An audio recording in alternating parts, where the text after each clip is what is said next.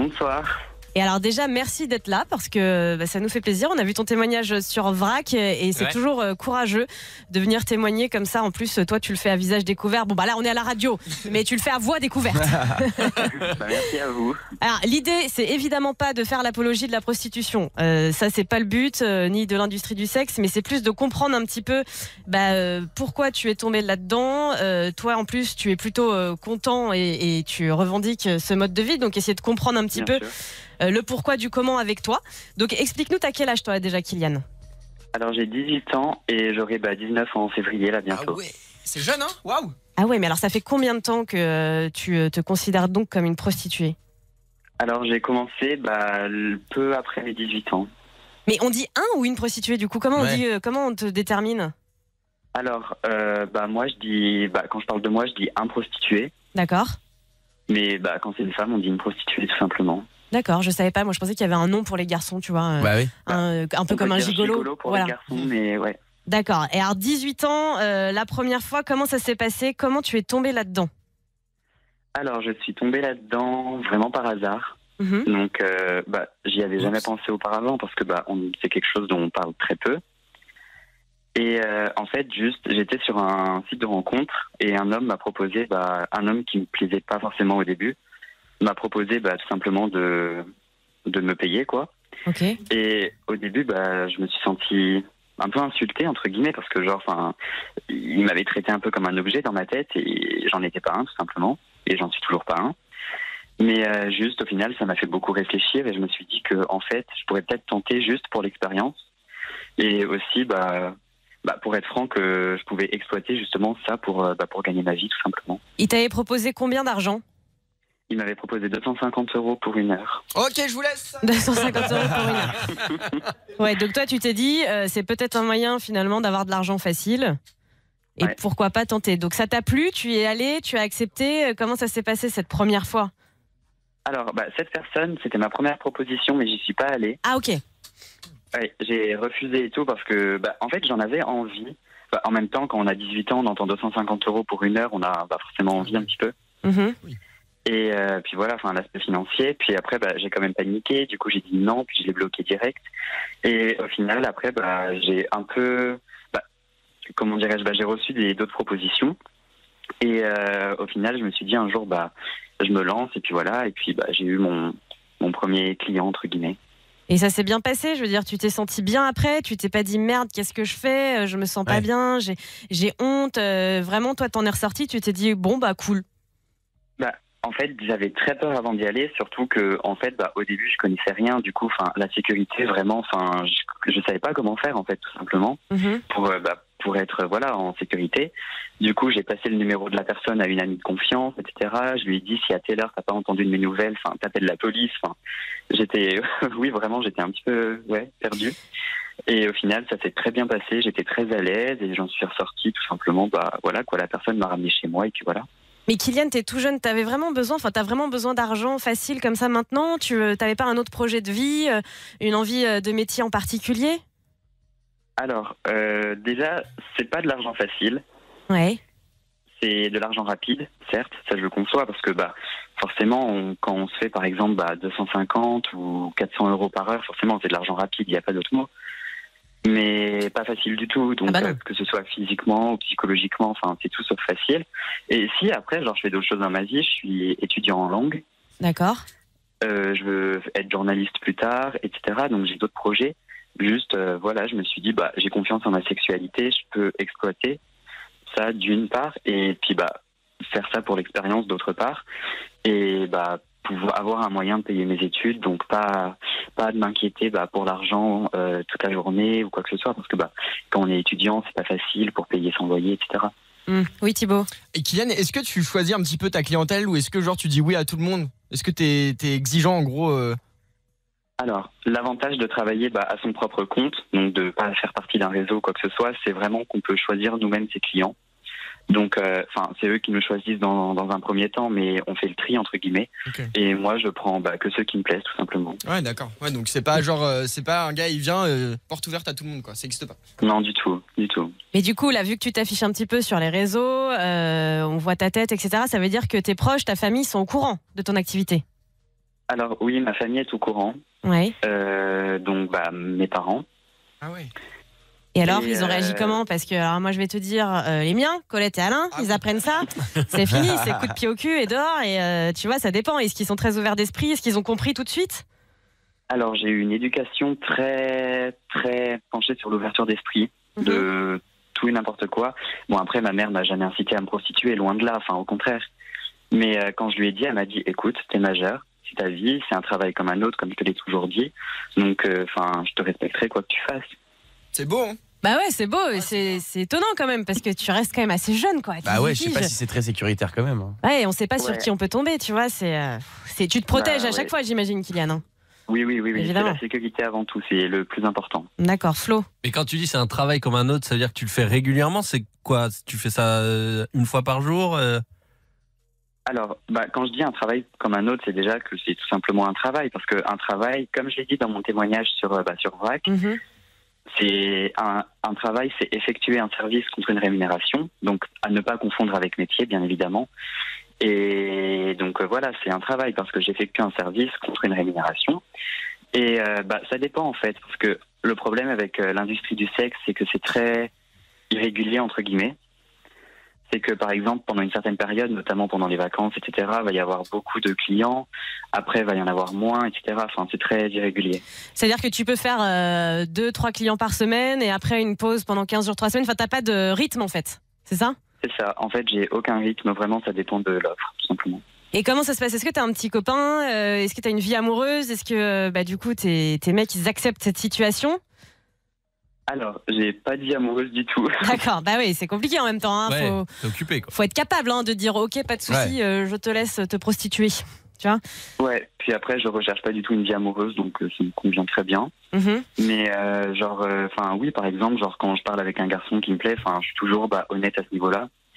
Et en général, au début, ça les dérange pas. Juste après, voilà quoi. Ça se fait naturellement. Et t'es jamais tombé amoureux d'un client? Non, jamais, mais l'inverse, oui. Ah ouais, t'en as qui te rappellent, qui insistent, qui veulent te revoir et tout ça? Ah oui, j'ai eu des clients réguliers. Ouais. Voilà. Et au bout d'un moment, vraiment, je les bloque du jour au lendemain parce que dès que je sens qu'ils commencent à s'attacher ou à vouloir me voir trop souvent, je panique un petit peu puis je veux pas leur faire du mal à eux, entre guillemets. Du coup, je coupe les ponts direct. D'accord. Et c'est quoi ta clientèle à peu près? Est-ce qu'il y a une tranche d'âge? Est-ce que tu as des hétérosexuels qui viennent te voir pour l'expérience? Tu as des profils types? La plupart de mes clients sont hétéros. Ah ouais. Ah non, du coup. Ouais. Bah oui, du coup, hétéro-curieux, quoi. Ouais, voilà. Hétéro-curieux. Ou donc, souvent, c'est un peu bizarre de dire ça, mais souvent, c'est des pères de famille.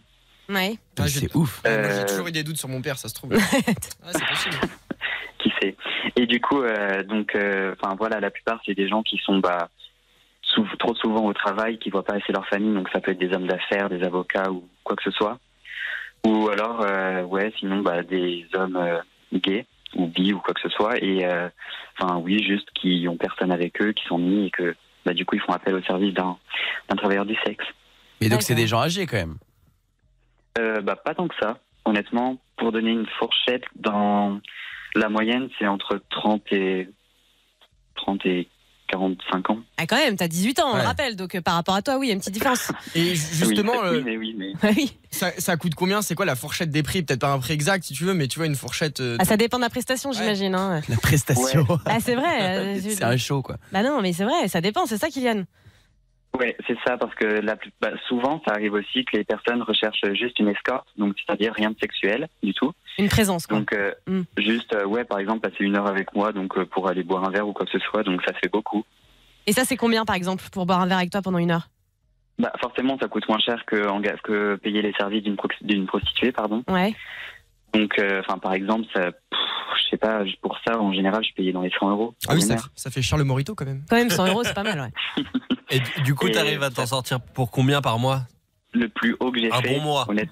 Honnêtement, pour 2 heures, je me suis déjà fait 600 €. Wow. Mais tu prends du plaisir quand même, Kylian, où c'est vraiment t'y vas, tu te déconnectes, tu te dis c'est entre guillemets le boulot et où vraiment tu vois, nous par exemple, on va au boulot avec le sourire, on prend du plaisir à faire de la radio. Est-ce que toi, quand tu vas faire tes prestats, non mais c'est une vraie question, est-ce que tu prends du plaisir ou est-ce que quand même c'est une contrainte? Alors, pour être franc, comme je l'ai dit tout à l'heure, je choisis que les clients qui me plaisent un minimum. Donc forcément, j'y vais pas non plus avec un dégoût d'avance ou quoi que ce soit. Ok. Mais parce que voilà, quoi, je fais vraiment ce que je veux, je suis libre du début jusqu'à la fin, et puis voilà, donc je prends que ceux qui me plaisent, et puis voilà, du coup, souvent je suis content d'y aller, etc. Et du coup, ouais, il n'y a aucun problème, j'y vais pas tu vas pas la boule au ventre. Et est-ce qu'on t'a déjà demandé un truc hyper bizarre, genre vraiment un client t'a dit mais genre le truc le plus bizarre qu'on t'ait demandé, ou là t'as dit non, ça je peux pas. Le truc le plus bizarre qu'on m'a demandé, déjà il y a toutes sortes de fétichistes, donc ça vraiment, donc la plupart du temps, je leur réponds pas. Voilà. Après, on m'a déjà demandé de... J'ose pas le dire. Ah si, vas-y, tu sais, dans cette émission, on peut tout dire. On m'a déjà proposé de vendre mon sperme à quelqu'un. Oh ouais. Genre, on voulait t'acheter ton sperme. Ouais. Ah la vache. Et j'ai refusé parce que je me suis dit à tous les coups, ça va finir sur je sais pas quoi, mais non. Une banque de sperme, un truc chelou, peut-être. Ouais, non. Puis même, du coup, j'ai même pas répondu à la personne parce que, non. Ah ouais, ça va loin. C'est combien parce que ça peut m'intéresser, moi.